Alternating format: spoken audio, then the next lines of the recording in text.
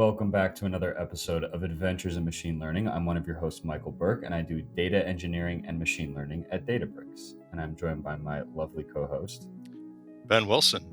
I debug and patch feature regressions at Databricks.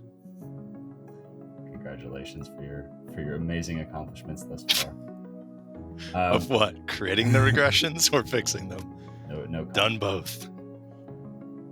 So today we have a guest that we've actually had on the show before. His name is Adam Ross Nelson, and he was on episode 83. So if you're curious about learning about building a data science portfolio, go ahead and check out that resume. But just to sort of rehash his background, he started as an academic working at Duke, East Carolina University, and most recently at University of Wisconsin-Madison as a statistics professor. But in his free time, he also has a few jobs. So he's currently the chief data scientist at Level Up LLC and wrote a book called Confident Data Science, Discover the Essential Skills of Data Science. So Adam, who should buy your book? I think this book is good for folks in probably around two different audiences. The first audience is going to be folks who are current or aspiring data scientists, current or aspiring data professionals. And then the second group is going to be folks who want to or need to communicate well with data scientists or data professionals. And the reason for that is this book is split. There's a heavy dose of non-technical content and a heavy dose of technical content.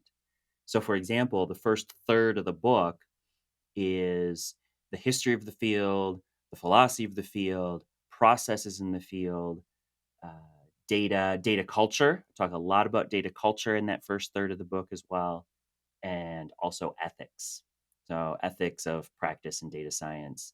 I worked really hard to make sure that ethics was a focus of the first third of the book, but also I infused one of the things I'm very proud to say is I think I've successfully infused ethics throughout the book. Which is a big hot topic these days for a good reason. I would like to get your perspective as somebody who went through law school and was in academia prior to becoming, going back to school and getting, your stuff for data science. But coming from that field, and you're definitely the expert in the room here by several orders of magnitude.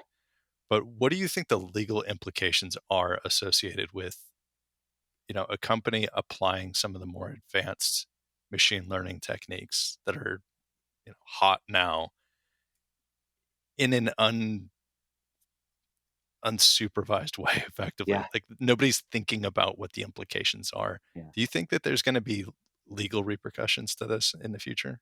Yes, there absolutely will be. And I would maybe revise and say I don't think nobody's thinking about the legal ramifications or the ethical implications, but not enough folks are thinking Right, about, right. right? Yeah. And my answer to this has changed quite a lot in just the last year because actually the entire field has completely changed in the last year with the rise of generative AI. ChatGPT is probably the most prominent one. Interestingly, and this might be another topic that we talk about today, is we've had generative AI for much longer than the last year. Yeah. So my answer has changed quite a bit. My answer used to be more focused on the notion of planning for, how do I say it? Planning for ethical dilemma. And my advice actually, this is advice that I brought over from a consulting career I had between sort of a data science consulting career that I had before I started Uplevel Data.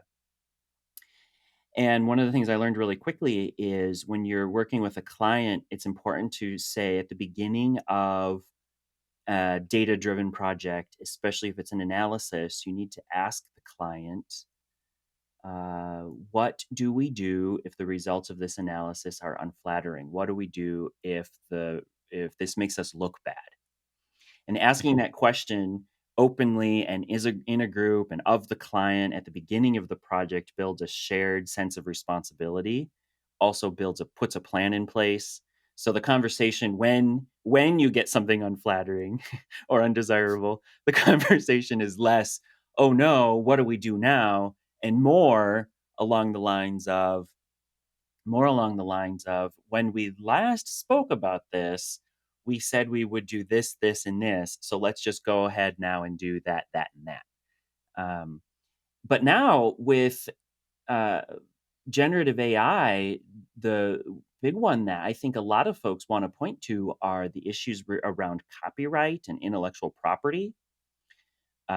Mhm. So in the United States, you and listeners are probably aware that the general legal consensus right now is that in the United States, uh,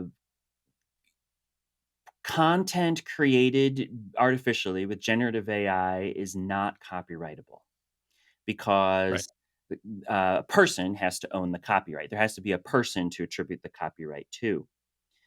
There's some debate as to whether you might generate an image and then throw that image over in Photoshop and then further manipulate it by hand. Could that be copyrightable? That's sort of an open question. Similar thing with text. Could text that started artificial and then got a heavy dose or even a moderate dose of human revision, could that be copyrightable? That's an open question. But I want to point folks to defamation. Right, there are in the world, there's at least two cases that I've been tracking recently where generative AI has said something unflattering about a real person, potentially defamatory about a real person. And one is a politician in Australia, and the other is I believe, a radio host in the Carolinas. And those folks, basically, they're hallucinations, and Gen Mhm. AI is hallucinating about these people in defamatory ways. And now the question is the maker of the artificial intelligence responsible for defamation?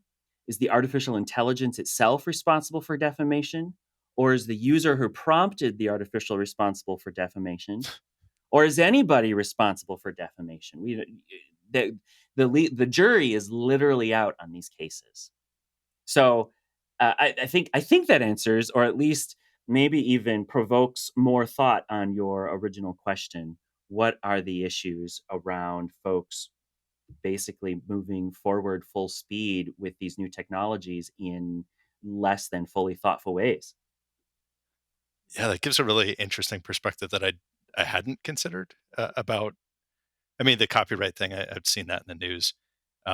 Defamation. That's I don't know. I kind of find that funny that it would hallucinate and say unflattering things about people.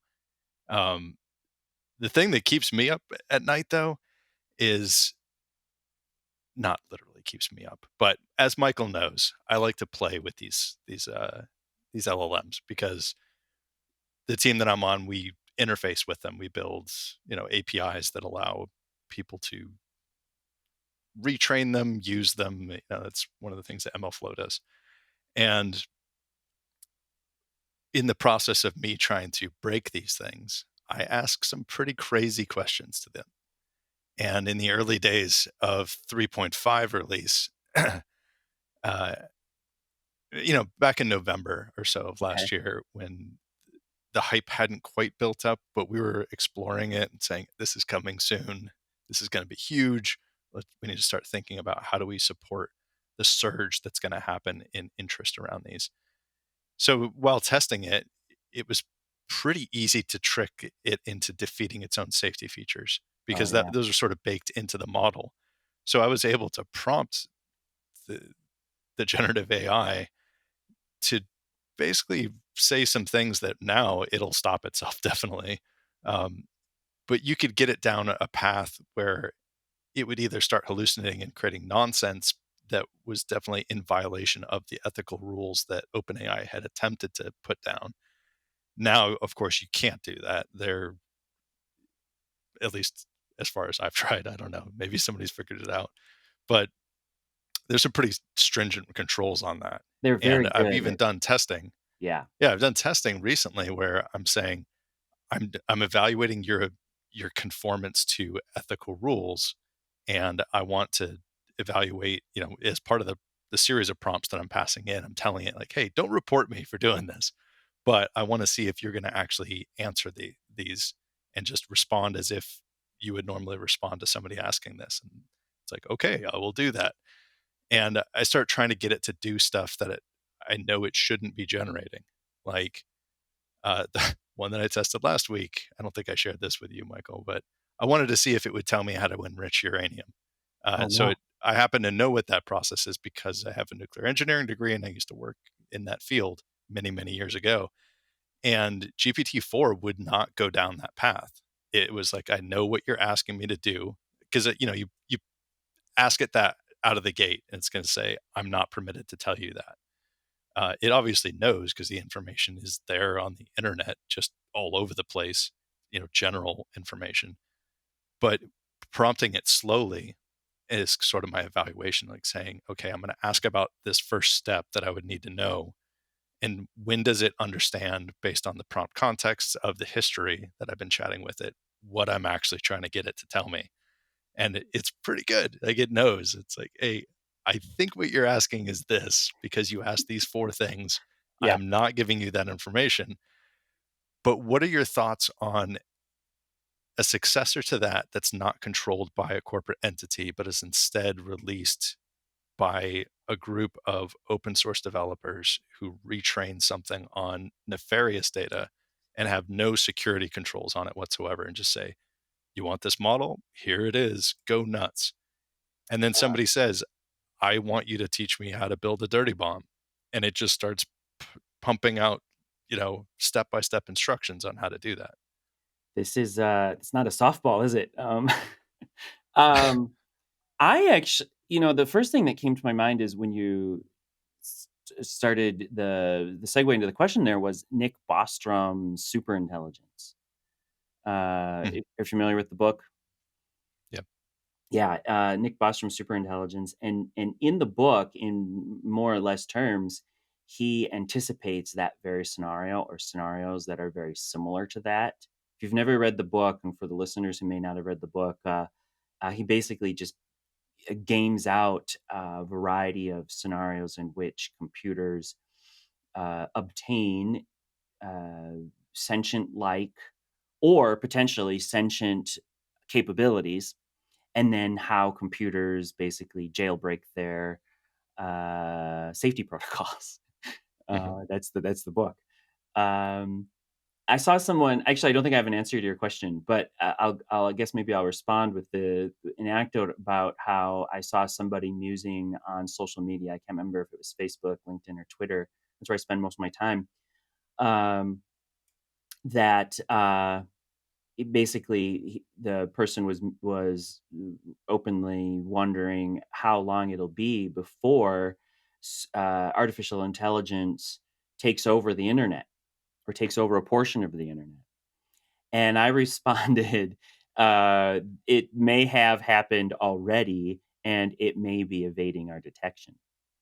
So your question is a good one. Another really important response to your question is I wouldn't be surprised if there are nefarious open source groups or quasi open source groups who are already working on the development of the uncontrolled, unmonitored, I can't remember, ungoverned models that you described.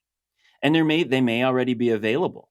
In fact, now I'm going to make a note to go look to see who is already doing that, if anybody. I wouldn't be, and maybe you already know, or maybe the way smile on your face indicates that you're already aware of a project. Not personally, Okay. but knowing people's ambitions for creating chaos, Mm-hmm. uh, it's inevitable that this is going to happen, and it'll be interesting to see what the fallout is from it. So, from a computing sense, if you were able to get something like the kernel code for operating system, like Linux, which is Okay. out there, and train an LLM that is of sufficient complexity, uh, you know, token length, and you can say, hey, this has 250 billion parameters for this LLM on this architecture. It's based on Transformers generative AI. And I want you to just train on the Linux kernel and then a train on the history of all CVEs of severity 0 that have been found over the last 20 years. Like all the 0-day exploits basically for Linux. And based on that contextual knowledge, start asking questions like, do you know of any other attack vectors? Or can you find anything else in this operating system kernel code that could be exploited? And even if it just is guessing, that the generations that it's going to come up with, the hallucinations, uh, maybe 2 out of 1,000 are legitimate, Sure. but that's a whole lot faster than trying to figure out from scratch Hmm. with, creativity and just looking at kernel code, which humans are not particularly efficient at interpreting that and finding patterns in that. But a generative AI would be able to, with the appropriate context and prompting, would eat that question for breakfast. It'd Yeah. be easy. I'm And then what are the imagining, implications for that? I think you may have over-engineered it. I'm imagining a simple LLM that basically takes over basically commandeers your terminal window. It's going to look like your terminal window. It's going to respond like your terminal window, and it's just going to.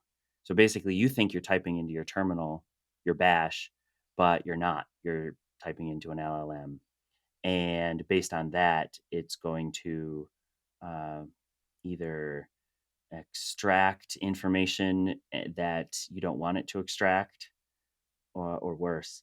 I wouldn't be surprised. This reminds me of biological warfare, which I'm not an expert in. But if you were to release a biologic hazard into the environment, you were the big problem is, well, that biology can come back and attack the person who deployed the weapon. So this is this is uh this is a topic for another show with another guest, I think. Probably who knows more about warfare, weapons engineering, and how that could potentially intersect with data science. Yeah, and piggybacking off of a prior point that you mentioned, where a lot of online content might become LLM generated, I was just looking at the percent of current web traffic that are as bots, and it's anywhere from like 62 to 30, depending upon what site you look at. 47 seems to be the most common number on the Google searches, but that's kind of crazy that 50% of traffic is a computer, and yeah, it's like almost creating a little artificial world where bots are just talking to bots, and humans might jump in here and there, read some stuff, and leave. But we're almost creating like a little ecosystem. I think that's kind of cool. When you're talking about social media, depending on the site, I'd say the traffic from automation is closer to 98%. So content generation and responses to somebody's posts, a lot of that stuff is all synthetic. There's not that many hours in the day amongst all of living humans who have access to technology to actually be participating to the levels that you see on some of these platforms. Like how many views did this TikTok video get? Like 37 million. There's no way that video, along with the other 10,000 that in the last, week that this trend has been going, all of these have that many humans looking at them, regardless of how good your algorithm is. So a lot of it's, I mean, if you were to cumulatively add up the viewership hours of TikTok, YouTube, Facebook, Twitter, all of this cumulative, interaction that humanity is doing, it does not add up to the amount of time available to living humans right now. Bots are doing that artificially to like bump people's ratings, and there's services you can buy to have hackers basically do that for you. I was about to be tongue in cheek and flippant about it and say, "Are you sure?" Because some of the best TikTok videos are short, 10 seconds, 15 seconds. But no, I take your point. it's super interesting. Um, I wanted to potentially shift gears a little bit to discuss something that we were chatting about before the episode started. And for the listeners out there, some of the best conversations happen before and after the episode, unfortunately. So hopefully we'll try to translate what we were just chatting about. But so to sort of tee up this topic, I was thinking about what it means to be a confident data scientist. And the title of Adam's book is Confident Data Science: Discover the Essential Skills of Data Science. So, Ben and Adam, if you were going to define confidence as a sort of both on a technical level and just a professional soft skills level, how would you define that? Ooh, good question. I like how you parse it out between both technical and non-technical. Ben, did you have a thought? I have a bunch of thoughts, but I'm not going to steal your thunder. Please go Okay. first. Well, my first, well, I'll do technical first, I think. From a technical perspective, I'm a fan of, as many people are, the 80-20 rule. So 80% of data science is accomplished with 20% of the tools.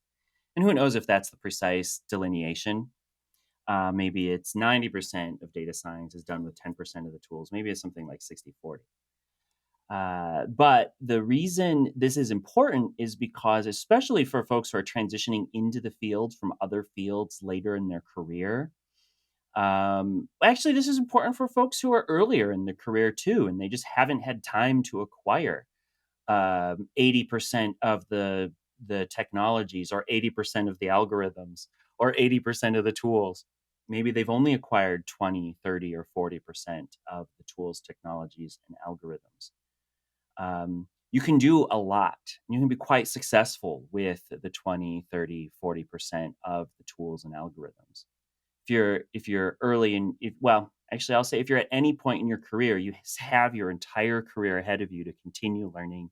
You have to continue learning. So one of the biggest things that I see holding folks back is folks will think that they can't go into data science because they've only had, and I'm going to do air quotes here, they've only had one boot camp, and they've only had 5 certifications, and they only have a master's degree. You can be a fantastic, outstanding data scientist with all of that. So you can be very confident data scientist with all of that. So there's my technical answer. Maybe we could go back and forth, Ben. You want to do the technical, and then we'll circle back to the non-technical? Before Ben kicks it off, can you elaborate? Yeah, can you elaborate a little bit about? All right, let's say I'm a data scientist. I have been working diligently, getting my certifications, getting my master's degrees, and I am slowly building up a skill set. Is there sort of an inflection point in confidence where you're like, all right, I'm a data scientist now? Or what, like, how do you think about being good enough? Yeah, that's a fascinating question too. So for me, my experience was one of my very earliest projects involved in data science involved helping a university, the university I worked for at the time, identify students who may be in need of some additional academic support. So basically, predicting students who weren't going to do well in a given semester in their classes. Um, and basically, tree-based algorithms and some logistic regression and some k-nearest neighbors brought the project home, put it across the finish line. And the earliest iteration of this project used only logistic regression. So I think that illustrates the 80-20 rule that I just spoke about. But from that project, others in the office started calling me the data scientist. I wasn't formally a data scientist. HR didn't call me a data scientist, but others in the office started calling me a data scientist. And I initially deflected. No, I'm not a data scientist. I just use a data science method on this particular project. That doesn't make me a data scientist. And then I start talking about this project and my work with friends and family, as you do sometimes. You talk about work with friends and family. And they're like, so you're a data scientist now? And I said, no, I'm not a data scientist. Again, I just use a data science method on a project. And then eventually my boss starts introducing me to other folks around campus. And he's like, oh, Adam's our office data scientist. And so by the time you hear that 3 times in a row, or 3 times from 3 different people, at least in my opinion, you maybe want to start taking some notice about it. And so finally, I began regarding myself as a data scientist at that point, even before HR was calling me a data scientist. So I think there are, especially for folks who transition into data science later in their career, many folks have a similar experience where maybe you start by using a data science method on a project, and then you start by using a couple data science methods on a couple projects, and eventually you evolve into working as a data scientist. And that was my experience. So a specific inflection point, maybe I would point to the moment or moments when I started noticing that the boss was calling me a data scientist. But even that was more of a progression over time. To follow on to what you just said, I'd say my experience is very similar in the transition from doing data science work to pure software engineering. Okay. Like moving from engineering prior to becoming a data scientist, back when I was dealing with robots and like mechanical things at factories.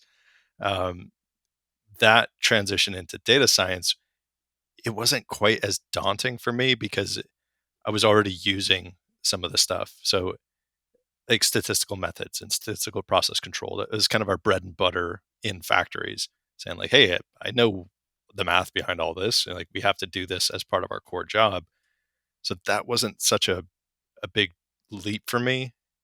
I knew that I had a vague idea of what I didn't know, but I wasn't under any illusions of like, oh, I want this job title. I've never really cared about job titles. It's just my personality trait. But um, I was like, I find this work fascinating, and there's so much I don't know. So it's kind of fun to feel kind of dumb, and it's this undiscovered country for me to go and figure out. But transitioning from that into pure software engineering, it's very much the embracing and not being afraid to screw things up royally and then fix them. Yeah. That's the inflection point that I've noticed. Okay. And even the people in our organization, that is kind of lightning in a bottle, Databricks engineering. It's pretty crazy. There's so many genius level intellects there that are incredibly talented at what they do. I was having a talk earlier this week with one of them that everybody esteems, including myself. Like, wow, this person is phenomenal at software engineering and design and like product design and stuff. And I just flat out asked him, I was like, hey, do you still feel like dumb sometimes about some of the stuff that we're asked to work on? And he's like, man, Monday morning every day, every week, I feel like my dad brought me in as a kindergartner during his postdoc lecture series. He's like, I feel like the dumbest person in the room every single day. And I was like, wow, welcome to the club. He's like, no, and I love it. So I love being surrounded by these people that have my back and I can contribute and help them when they need it. But he's like, we all feel that way. And it's this hubris tamping, you know, just way of interacting with one another. So everybody's super humble. Everybody is also dedicated to not avoiding looking like an idiot, because we all know we're going to look like idiots all the time. It's more like we're around peers that don't care, that just want to help us fix what we screwed up and then grow and learn from that. So I'd say, depending on the environment that you're in and like what you're stepping into, if you're like what Michael was asking, like, hey, when do you know you can go and become a data scientist? I think it's the same for anything that you're trying to go and do. It's, when are you prepared to like risk screwing something up and then learning from like how to fix it? Can I read this passage from the book? Because it Sure. reminds me, it says, so this is the first paragraph of the conclusion of chapter 1. It says, imagine being wrong. I mean, so wrong that the feelings of embarrassment overwhelm you. My sincere wish for readers of this book is that the information that follows will inspire you to risk being wrong. I do not wish you harm, but I do wish you the confidence that is necessary to risk making mistakes as you grow in your knowledge of and trust and confidence towards data science. Put another way, among the best ways to truly get it right in data science is to get it wrong a lot. Yep. I could not agree more. And that is beautifully put. Yeah. I think the danger that people get into when they enter a field like this, whether it be software engineering or machine learning engineering or data science, is if there's not a mentor involved in somebody's early Sure. transition into that, Mhm. who's not telling them when they're wrong. I was like, hey, what you just came up with sucks. You don't have to, I mean, people are going to deliver that in different ways. Sure. Someone will be like, hey, this wasn't quite right. I'll help Mm. you fix it, or I'll I show see you some what's wrong strengths with it. here, but I see some weaknesses. There's some Yeah. Yeah. limitations. Yeah. It's either that or somebody, kicks a chair halfway across the room and calls you an idiot. Wherever way, how that message is delivered, if you don't have somebody telling you that, whether it's, hey, you did this great, or hey, this sucks and you need to completely change this, without that and operating in a vacuum, that's where danger happens. And I've seen that so many times when I've been brought in as an advisor. I'm sure you have too. You do these boot camps at these companies where they're trying to start up a new data science team. There's like 3 people or something, and nobody has any experience. So there's no, air quote, adult in the room to tell anybody, hey, this is bad. Like we shouldn't do this. And that's when you get like crippling tech debt in the form of bad implementations that are going out. They could be used in bad ways by the company. Michael, what about your inflection point in early development and your identity as a data scientist? What was your experience? Yeah, I have like 500 million thoughts. One I would like to bring up though. So there's typically a learning curve, and if you like Google learning curve, there's a bunch of charts. And I've identified, at least for me, 3 stages. The first is sort of general confidence about like, all right, I can probably do this. As I learn more about a topic, I'm like, holy shit, I have no idea what's going on. That's stage 2. Stage 3 is increasing levels of confidence, but also there's this duality of humility and understanding that I know so little and that this system is incredibly complex. I can navigate the system, but I think just also chatting with Ben a lot and just smart people in general, the people who really know their stuff are often very humble about it, and often, at least in tech, and often say how little they know. And it's just because the world is so complex and these systems are so complex. And if you think you got it all, it's really unlikely that you fully grasp the understanding of whatever the concept is.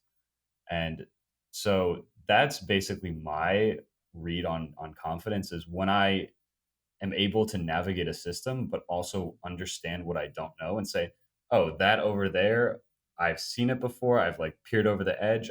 I'm not going there. It's absolutely terrifying right now. And knowing that, sort of having a map of what things I know I don't know. I think that's where I'm confident. I like that. I I would wrote it agree. down, and it's cyclical too, right? Because you eventually get to that third stage where you're finally able to perceive what you do not yet know, and then a week later, you're back in the first stage. At least Exactly. for me, anyway. I feel like that loops in a cycle. No, definitely, because it's a very rich environment to explore, and so you just go to a new area and you're a novice. Like I've done that probably like 5 times so far in my career, and it's been really cool. And diving head, like people have very different strategies for it. I dive head first and fail a bunch and like work late hours to make up for it, and then I'm like, all right, I got this, and now I'm bored, and now I need to do it in a different area. But doing like a master's degree or something, like preparing and then diving in, that often is a lot more common. Adam, in your experience, when you're sort of coaching people, do you advise people to dive headfirst, or prepare a bit, or prepare a lot? Like, how do you coach them into getting out of their comfort zone? In my coaching work, it's one of the things that makes me unique among other career coaches is I do, and also for individual clients, is it's all one on one. So every client is different. So general tactics for getting out of your comfort zone. Gosh, that's a tough question.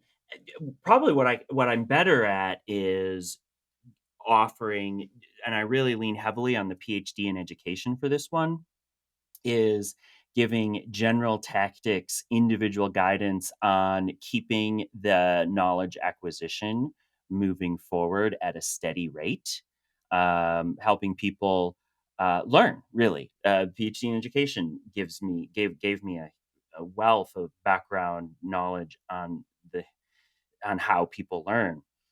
And for me, my approach to this is similar to my approach to data science, actually. It's the rudiments that really matter. Um, so for me, I know folks are often fascinated with a neural network because it's newer. The technology has more recently advanced to a state where we can implement neural networks more quickly than had been in decades or centuries previous. But I'm very quick to remind folks that ordinarily squares regression, k-nearest neighbors, logistic regression, some of the rudiments are still some of the best tools for many data science tasks. Same thing for learning. So flashcards, building a flashcard, uh, building your own cheat sheets, the Pomodoro technique for studying, managing your time when you're studying. Again, going back to these rudiments that uh, the Feynman technique. I'll make sure you folks get a link to an article on this for the show notes. But the Feynman technique is a good one as well. Uh, so Yeah, just a that's quick note that's on the where I Feynman go. technique. What's that? Got it. Yeah. There's a quick note on the Feynman technique. I'm a huge fan. And when I first started my data science career, I studied environmental science. I like sort of minored in data science, but took the most BS classes possible just to get out of school. Not a school guy. Okay. And to sort of level up my skills, I wrote a blog post a week uh, Yeah. that broke down academic topics. And by forcing myself to explain an academic paper, I started getting a lot more competent. And that's the Feynman technique, basically learning through teaching. Yep. That's exactly right. So, yeah, Ben, kick it back over to you. How do you think about mastering the soft skills? Because and when we're looking at sort of technical topics, there's a textbook, but soft skills, how do you manage someone? How do you deliver feedback? Clearly, Adam is amazing at it, as we saw earlier. But how do you work in a human based environment where a lot of soft skills are required for success? Yeah, I think this is where a lot of people who enter into pure technical fields that might a lot of people that have an affinity to get into this space are not generally the most social and outgoing people, from my experience. Uh, they are capable of being social and outgoing in their own way, but they're not. They're usually dedicated to interests that are relatively solitary or amongst peers of a certain ilk. A lot of people call us nerds, right? Where we like to read a lot. We like to play Hmm. around with computers and, think through complex problems. So I think people that come from that background, and I am including myself in this, before you start working in a team that has some sort of charismatic leader that brings everybody together based on their own strengths and their own personalities, it's people just assume like, oh, I'm an introvert, or oh, I don't like doing, working with others, or it's easier to work on my own, or I like just, you know, sitting at my keyboard and just solving problems. That insulates you from the biggest like like the biggest help that you can have and the biggest benefit that you're ever going to find. And it's never tools, it's never technology. uh, None of that really matters when you're trying to solve problems. The best benefit that you can have are other humans, and just learning how to, it doesn't mean you have to be best friends with everybody that you're working with. It means having the empathy to understand how another person likes to be interacted with, and then interacting with them in that way. So you Mm-hmm. have these relationships that you're building with the people that are on your immediate team. Learn how to best interact between them, like with you and them, and then interact with them, learn from them. When they're looking for help, give them help. And those soft skills are more important than anything else that I've ever heard of. Yeah, it's important to talk to the business. Definitely. You have to be able to communicate to your internal customers when you're building a data science project. Super important. But that's the same skill that you'll learn about how to do that is working in a team of other data scientists, or even better, a cross-functional team of subject matter experts and analysts and data scientists and software engineers. If everybody knows how to interact with one another and there's a common purpose and people enjoy working together, it's amazing what you can accomplish as a group of humans. So that I always tell people that's the most important soft skill to have. How can I effectively communicate and work with another person, regardless of whether you like them or not? That's irrelevant. Even if that's somebody that you're just like, man, I don't really like that person's political views. It doesn't matter. It doesn't matter at all. Do you want to enjoy what you're doing? Do you want other people to enjoy what they're doing?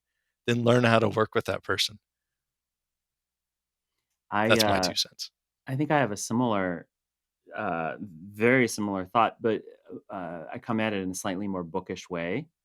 Um, and I think one of the best so-called soft skills. Sometimes I have trouble with that word. Is like soft skills sort of devalues the nature of the skill in a way that I don't love, but it's the word that we work with culturally. But the one of the most important soft skills to develop, especially for folks who seek to advance their career into management or even the C-suite, is the ability to build culture, cultivate culture, and build culture.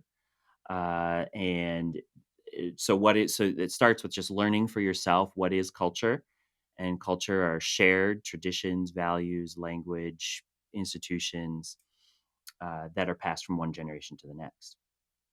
And once you understand what culture is, then you can basically apply that to data. So share data related skills, data related language, data related traditions, data related institutions that are passed from one generation to the next.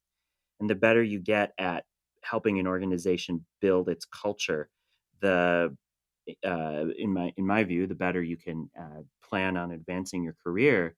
And this relates to what you were just saying too, Ben, because the best way to build culture, once you've got the understanding of what data culture is to have conversations.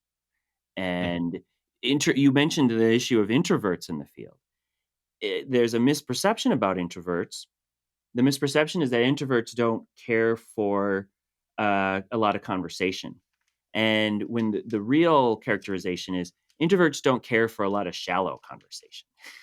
Right. Right? There's a distinction, right? So if Yep. if you're an introvert in the field, or if you're working with introverts, the idea here, in my view, is engage in very intentional, deep conversations, not shallow, not superficial conversations about what is data for our purposes? What is a data set? What does it mean for us to do an analysis? What are the expected inputs for our analytical work or our data science work? What are the expected outputs? How do we document those inputs and outputs? What's our process for a data science? Do we have a documented process? Is it on a wiki? Is it in an employee manual? We haven't documented a process. Why not? And can we document our process? And in the book, one of the things I give as a starting point on this topic is an 8-stage process for data science. And you could look at 10 different books and find 10 different processes. Some of them are 3 stages, some of them are 6, some of them are 8. Mine happens to be 8. And I think the takeaway is your process at your organization doesn't need to be 8 stages. It doesn't need to be 6.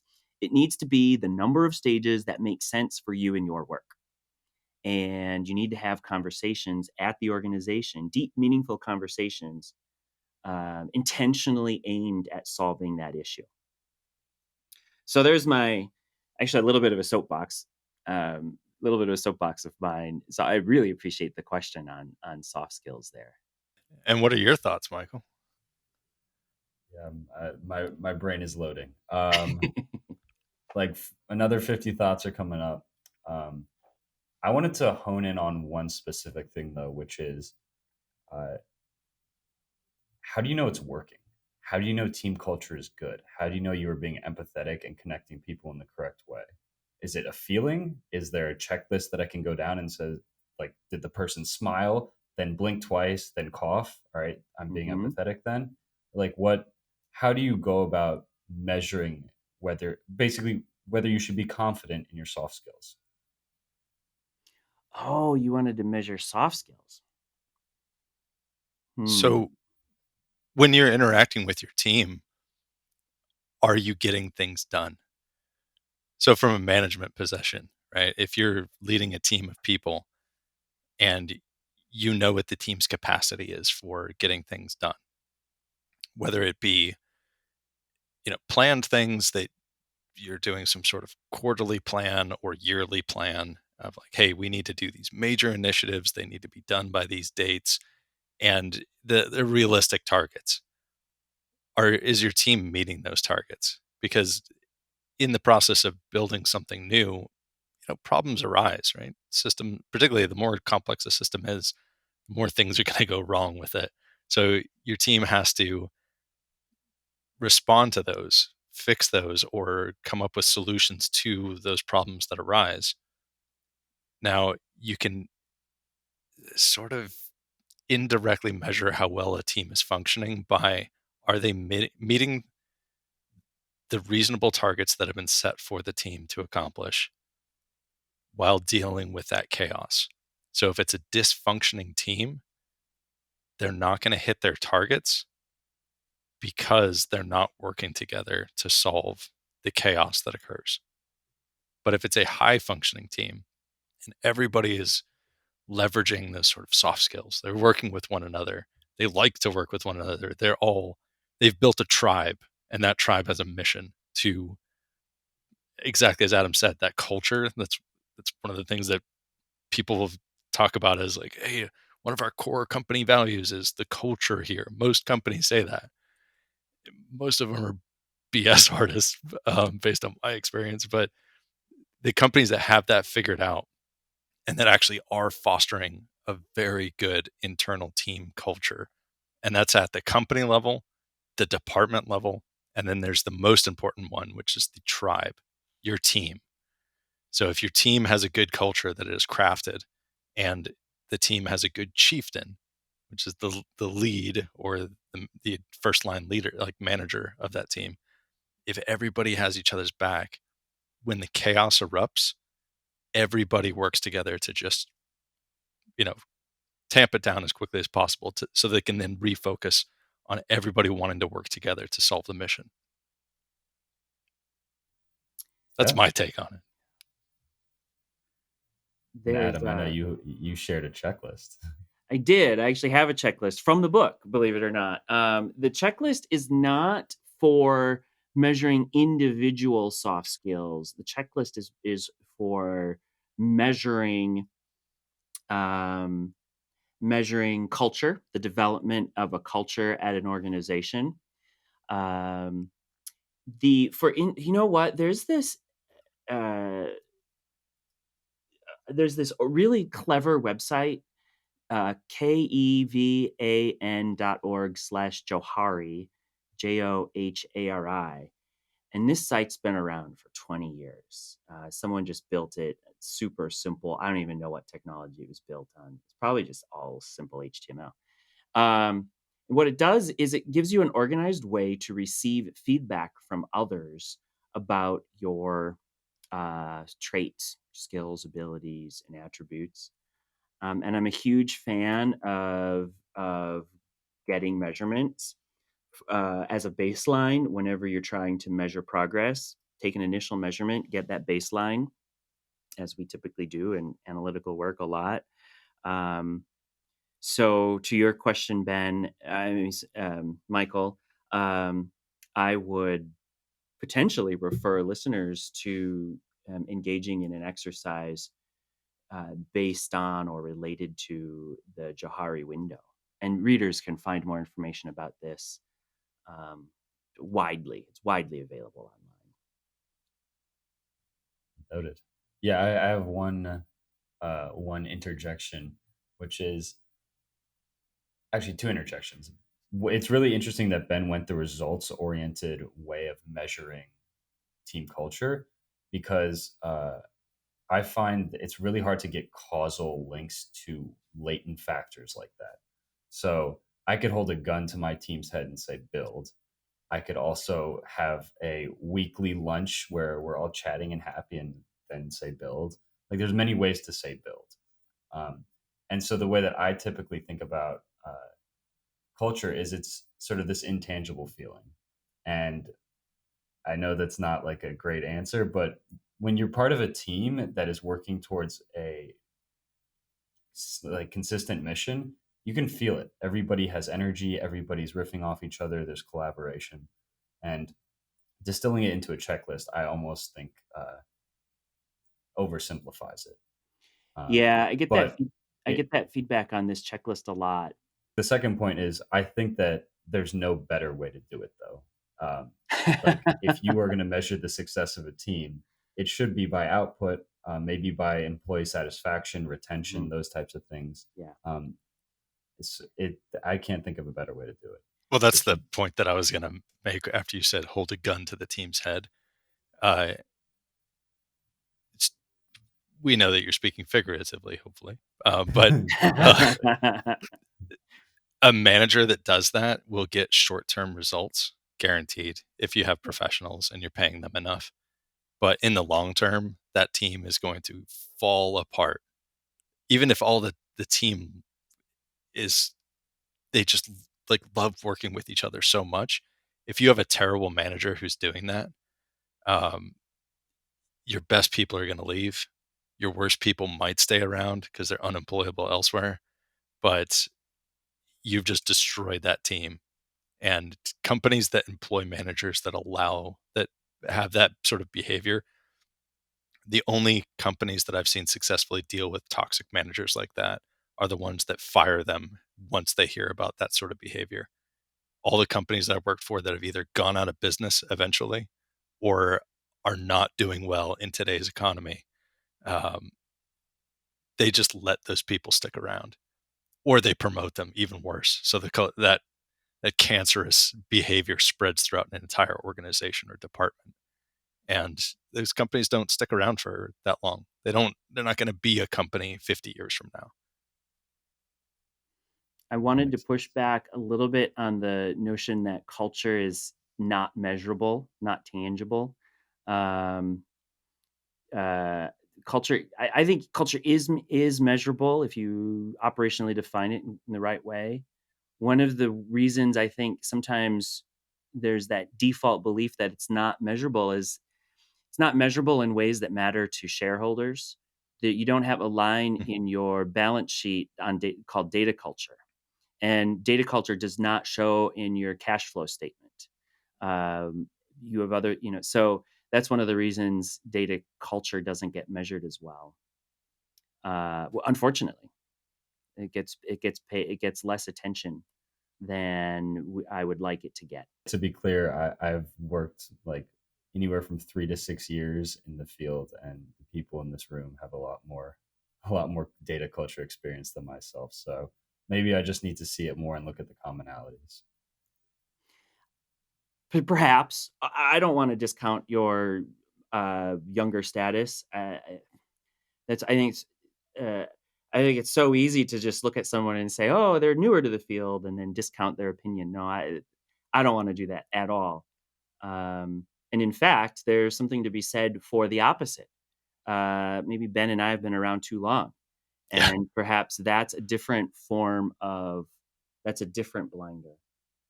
that's And exactly what I was just gonna say. I was like, yeah, I would listen to Michael's perception far more than I would to my own because I have absolutely. jaded bias. Yeah, absolutely. Ben, I think we could summarize your point, which maybe is sort of the leading point of the conversation, or this segment of the conversation, is the proof is in the pudding. If you got results, you got Mhm. results. Over a period of time.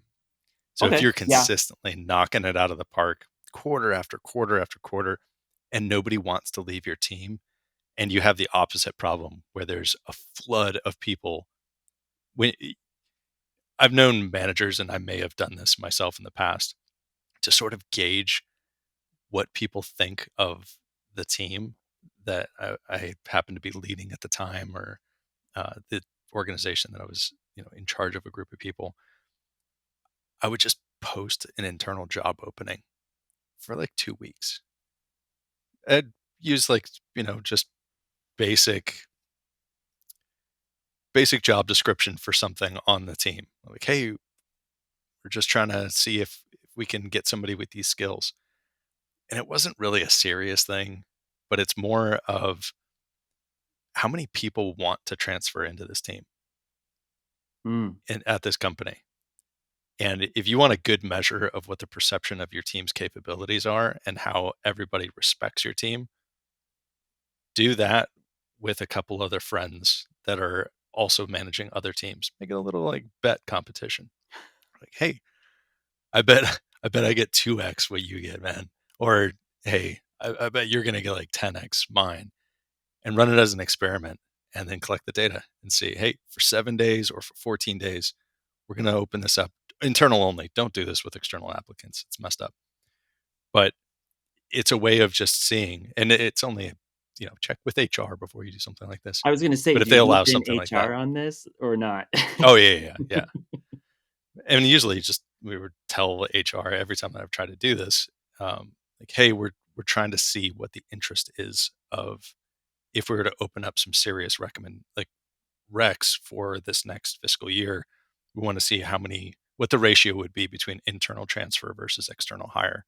And HR is usually like, yeah, that's great data. Let's post it and put a caveat at the bottom saying this is not a guaranteed open position or something. You just see how many people interact with it and want to check it out, and click on the I'm interested button. And if your team sucks, even if you as a manager think that your team is doing well and you're hitting all your OKRs and seems like you're delivering, if you get 0 people interested in transferring into your team, you got a problem. And if another department that just did the same thing, they get 100 people interested, and 5 of those people happen to be on your team, you're in a big trouble. So that's like mildly unethical way of like determining how good your team culture is, but it's a data based way of doing it. What saved it for me was the note that says this is not a guaranteed opening, right? Oh yeah, yeah, you For got me, to do that that. saves it. For me, that saves it. Yeah. All right, so we're coming up on time. Oh, really? Okay. Sorry. Yeah. So I'll wrap, and then we'll return to our very exciting lives. So per usual, this has been all over the place. Some things that stood out to me were generative AI content is not copyrightable. But as we start getting into if a human modifies a line of text or just a character, now we get into the gray areas, and we'll let the lawyers debate that. Regarding definitions of confidence, having a map of what you don't know is a very helpful way to know if you're at least relatively competent in something. But also looking at the 80/20 tools, and for data science, that might be SQL, generalized linear models, KNN, and just tree-based models. If you leverage sort of the basic tools, you can get a lot done. Regarding soft skills, the key is empathy and communication, essentially. And then also organization and team culture is built through conversation. So make sure your Zoom camera's on. If you can be in person, that would be great as well. And just chat with people. Don't small talk to introverts, though. They'll hate you for it. And then also early in your career, it's really valuable to get feedback from senior people, because if you don't have someone telling you that you're wrong, you might not realize it until it's too late. So Adam, if people want to, yeah, I was going to say the bit about defamation is also fascinating.